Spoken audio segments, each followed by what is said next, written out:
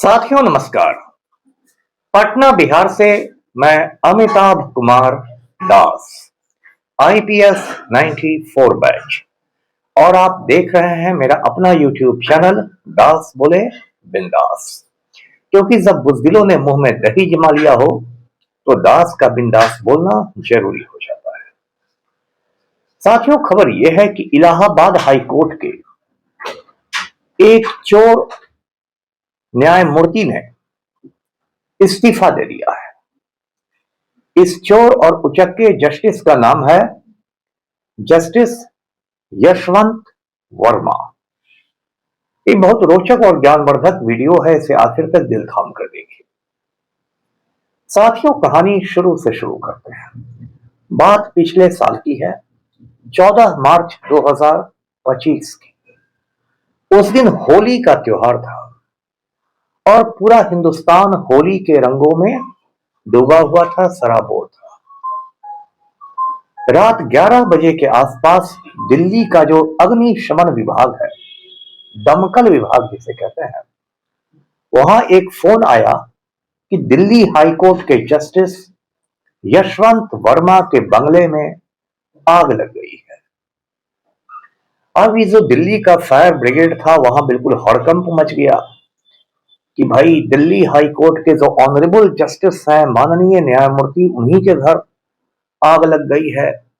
सारे दमकल वाले सर पर पैर रखकर भागे और दमकल की गाड़ियां पहुंची। उसके बाद आग पर काबू पा लिया गया। लेकिन उसके बाद जो दमकल वालों ने देखा तो उनके होश उड़ गए।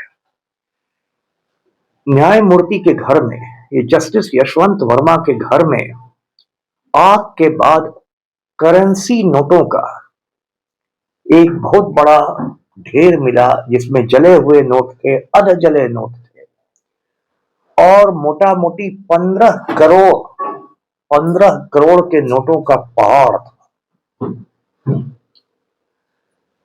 तो उसके बाद ये सारी बातें दमकल विभाग ने नोट की, अपने लॉग बुक में लाई, और उसके बाद दिल्ली के पुलिस कमिश्नर को सूचित किया गया कि जस्टिस यशवंत वर्मा के घर में आग पर तो हमने काबू पा लिया, लेकिन उसके बाद 15 करोड़ के नोटों का पहाड़ मिला है।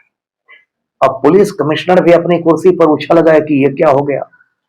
उन्होंने दिल्ली हाईकोर्ट के जो चीफ जस्टिस थे, मुख्य न्यायाधीश थे, बीके उपाध्याय, उनको तुरंत ये खबर दी कि जस्टिस यशवंत वर्मा के घर में 15 करोड़ के नोटों का ढेर मिला है। अब ये जब पुलिस कमिश्नर की रिपोर्ट आई तो जो chief justice Delhi high court के थे, वो सख्ते में आ गए कि भाई ये क्या हो रहा है। उन्होंने तुरंत इसकी खबर सुप्रीम कोर्ट के चीफ जस्टिस को दी, सर्वोच्च न्यायालय के मुख्य न्यायाधीश को दी, न्यायमूर्ति संजीव खन्ना को। उसके बाद सुप्रीम कोर्ट में हड़कंप मच गया।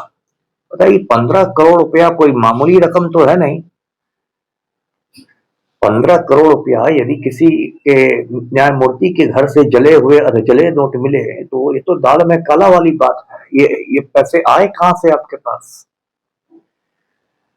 तो उसके बाद क्या हुआ कि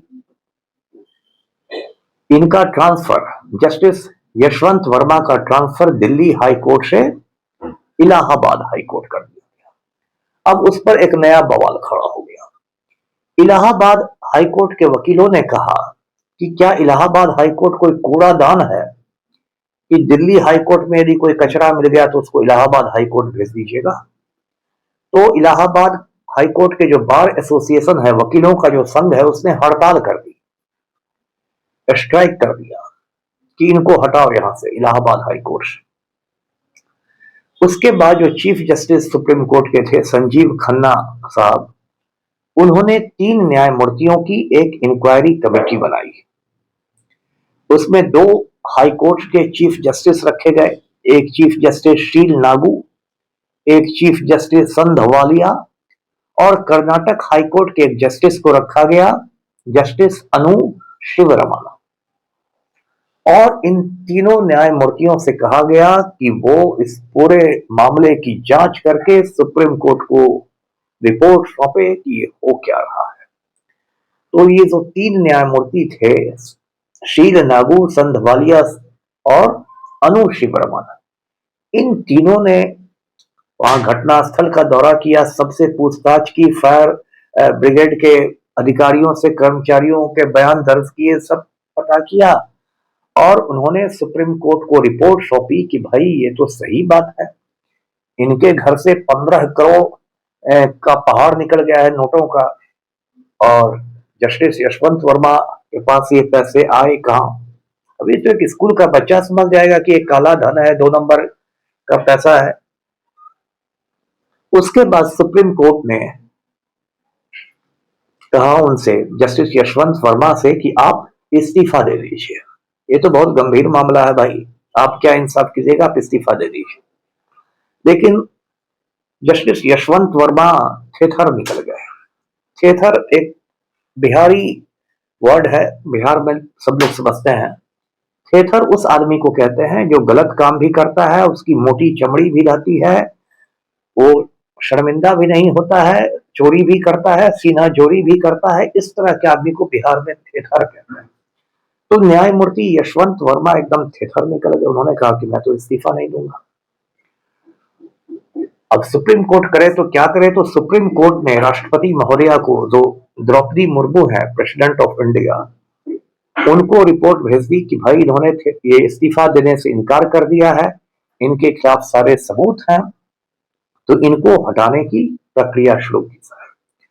अब मैं आपको बता दूं कि जो भारत का संविधान है, जो हिंदुस्तान का आईन है, कॉन्स्टिट्यूशन है, उसमें सुप्रीम कोर्ट और हाई कोर्ट के जस्टिस को हटाने की प्रक्रिया बहुत जटिल है, कॉम्प्लिकेटेड है, उनको आसानी से नहीं हटाया जा सकता है। उनको हटाने की प्रक्रिया को महाभियोग कहते हैं, इंग्लिश में इम्पीचमेंट कहते हैं। और उसमें क्या होता है कि पार्लियामेंट में, लोकसभा और राज्यसभा दोनों में नोटिस दी जाती है, फिर लंबी चौड़ी बहस होती है, जिसके विरुद्ध महाभियोग आता है उसको अपनी बात कहने की इजाजत होती है, फिर वोटिंग होती है, और उस वोटिंग में टोटल मेंबर्स के मेजोरिटी और वोट देने वालों के 2/3 बहुमत, 2/3 मेजोरिटी यदि महाभियोग पर मोहर लगाती है, तभी वो जस्टिस हटता है अपनी कुर्सी पर। ऐसा इसलिए संविधान में बनाया गया था जिससे कि न्यायमूर्तियों को आजादी रहे, वो लोग बिल्कुल बेखौफ होकर अपने फैसले सुनाए। यदि न्यायमूर्तियों को हटाना बहुत आसान हो जाता तो वो लोग हमेशा सरकार से डरते रहते, तो इसलिए उनको हटाने की प्रक्रिया बहुत जटिल बनाई गई। और आज तक हिंदुस्तान के इतिहास में किसी भी जस्टिस को इम्पीचमेंट के द्वारा नहीं हटाया गया।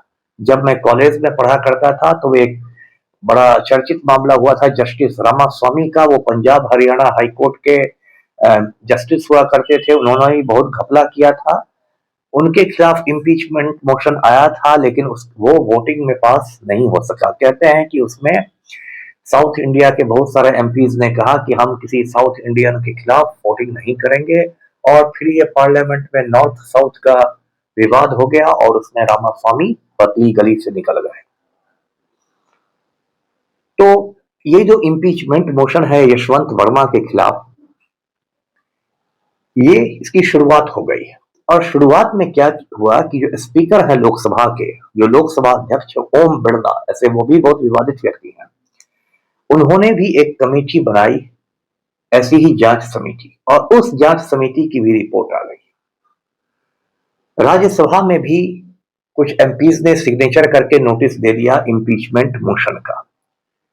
मतलब लबोलुआब ये है कि लोकसभा और राज्यसभा, संसद के दोनों सदनों में जस्टिस यशवंत वर्मा के खिलाफ इम्पीचमेंट मोशन अब शुरू होने ही वाला था, महाभियोग प्रस्ताव। और इसमें बहुत ज्यादा फजीहत होती यशवंत वर्मा की, और यह भी मुमकिन था कि वोटिंग के जरिए उनको हटा दिया सकता। एक बात और मैं जोड़ दूं कि जब यशवंत वर्मा ने इस्तीफा देने से इनकार कर दिया था, तो सुप्रीम कोर्ट ने उनके सारे जुडिशियल वर्क छीन लिए थे, उनके सारे न्यायिक कार्य छीन लिए थे। मतलब ये कि वो इलाहाबाद हाई कोर्ट में जस्टिस थे, लेकिन किसी भी केस की सुनवाई नहीं कर सकते थे। तो ये भी बहुत बड़ी उनकी बेइज्जती हो गई थी कि आप कहने के लिए जस्टिस हैं लेकिन आपके पास कोई मुकदमा नहीं आएगा। तो कल यशवंत वर्मा को लगा कि अब भाई बहुत हुआ, अब तो मैं घिरते जा रहा हूं, भागने का कोई रास्ता नहीं है। तो कल उन्होंने राष्ट्रपति महोदया को, मिसेस द्रौपदी मुर्मू को अपना इस्तीफा लिख दिया और लिखा कि मैं बहुत भारी मन से इलाहाबाद हाईकोर्ट के जस्टिस पद से इस्तीफा दे रहा हूं। तो अब तो इम्पीचमेंट मोशन का कोई काम ही नहीं, क्योंकि उनको हटाने के लिए लाया जा रहा था, वो साहब खुद हट गए हैं। तो इस तरह से आप कह सकते हैं कि पर्दा गिरा है, पूरी तरह नहीं गिरा है क्योंकि अभी भी उन पर इंक्वायरी हो सकती है और अब तो वो जस्टिस भी नहीं रह गए, इसलिए जो उनको बचाव था वो भी खत्म हो गया है। उन पर प्रिवेंशन ऑफ करप्शन एक्ट के तहत, भ्रष्टाचार निरोध अधिनियम के तहत एफआईआर हो सकता है। मामला पूरी तरह खत्म नहीं हुआ है, लेकिन फिलहाल इसमें एक रोक लग गई है। साथियों, ये बहुत चिंता की बात है कि जुडिशरी भी भारत में अब विवादित होने लगा है। कुछ साल पहले तक जुडिशरी यानी न्यायपालिका के खिलाफ कोई नहीं लोग बोलते थे, बहुत सम्मान था उसका। लेकिन पिछले कुछ सालों में सुप्रीम कोर्ट, हाई कोर्ट सबके खिलाफ लोग बोलने लगे हैं, खुलकर बोलने लगे हैं। अब एक चीफ जस्टिस हुआ करता था Ranjan Gogoi, chief justice of India, कोई मामूली पद नहीं है, सुप्रीम कोर्ट का चीफ जस्टिस। अब ये रंजन गोगोई ऐसा सड़ा हुआ आदमी था, किसने क्या किया, जब राफेल का मुकदमा इसके पास आया कि राफेल केस में दलाली खाई गई है कि नहीं खाई गई है, तो उसने नरेंद्र मोदी को क्लीन चिट दे दिया और मोदी से उसकी ऐसी डील हुई कि कुछ दिनों बाद ही रंजन गोगोई रिटायर हुआ और उसको राज्यसभा में मोदी ने भेजवा दिया। तो इस तरह चीफ जस्टिस लोग भी और जस्टिस लोग सौदेबाजी करने लगे। सुप्रीम कोर्ट के एक और जस्टिस थे, उनके पास नोटबंदी का केस आया, उन्होंने कहा कि नोटबंदी एकदम सही हुई थी और रिटायरमेंट के बाद उनको आंध्र प्रदेश का गवर्नर बना दिया। तो अब न्यायमूर्तियों ने भी सौदेबाजी करनी शुरू कर दी है। ये बहुत चिंता की बात है कि ये क्या हो रहा है। जब जुडिशरी ही इस तरीके से कंप्रोमाइज्ड हो जाएगी तो क्या होगा। अभी हाल में एक और मामला आया था, एनसीईआरटी की किताब में जुडिशियल करप्शन पर एक चैप्टर था कि न्यायपालिका में भी भ्रष्टाचार होता है। इसको लेके भारत का सुप्रीम कोर्ट इतना नाराज हो गया, उसने ऐसी लताड़ लगाई कि अंत में उस चैप्टर को एनसीईआरटी ने वापस ले लिया, हटा लिया। लेकिन इसको कोई मैं बहुत अच्छी पहल नहीं मानता हूं। ये कोई सुप्रीम कोर्ट ने बहुत अच्छा काम नहीं किया। जब आप हर जगह भ्रष्टाचार की चर्चा कर सकते हैं तो फिर जुडिशियरी में यदि करप्शन है, और करप्शन तो है ही है, चाहे वो लोअर कोर्ट हो या सुप्रीम कोर्ट हो, करप्शन तो है ही है, इसमें कोई दो राय नहीं है। तो वैसी हालत में जुडिशियल करप्शन पर चैप्टर हटवाने से तो जुडिशरी साफ नहीं हो जाएगी। और जो जुडिशरी में कॉलेजियम सिस्टम होता है, उसको भी लेके भी अब बहुत टीका टिप्पणी होती है। जैसे इस देश में आईएएस जो बनते हैं, आईपीएस जो बनते हैं, आईएफएस बनते हैं, उनके बनने की एक पारदर्शी प्रक्रिया है, एक ट्रांसपेरेंट उनका प्रोसेस है कि यूपीएससी का एग्जाम होता है, उसमें प्रीलिम्स होता है, रिटर्न होता है, इंटरव्यू होता है, कई चरणों में वो आते हैं। लेकिन कोई व्यक्ति हाईकोर्ट का जस्टिस कैसे बन जाता है, सुप्रीम कोर्ट का जस्टिस कैसे बन जाता है, इसमें उतनी ट्रांसपेरेंसी नहीं रहती है, उतनी पारदर्शिता नहीं रहती है कॉलेजियम सिस्टम में। एक और कंट्रोवर्सी मैं आपको याद दिला दूं, सुप्रीम कोर्ट के एक चीफ जस्टिस हुआ करते थे बोबड़े साहब, उनकी एक तस्वीर निकली एक सुपर बाइक पर बैठे हुए, और वो सुपर बाइक एक बीजेपी के नेता की थी। इस पर जो प्रशांत भूषण बहुत बड़े लॉयर हैं, उन्होंने कुछ टिप्पणी कर दी, तो जस्टिस बोबड़े ने उन पर कंटेम्प्ट ऑफ कोर्ट कर दिया, अवमानना वाद चला दिया। लेकिन प्रशांत भूषण भी अड़े रहे। अंत में प्रशांत भूषण पर ₹1 का जुर्माना लगाया गया और मामले से सुप्रीम कोर्ट ने पिंड छुड़ाया। तो साथियों, देश की न्यायपालिका को भी साफ सुथरा होना बहुत जरूरी है। तो आज का वीडियो यहीं तक। वीडियो को लाइक कीजिए, शेयर कीजिए, चैनल को सब्सक्राइब कीजिए। धन्यवाद। जय हिंद।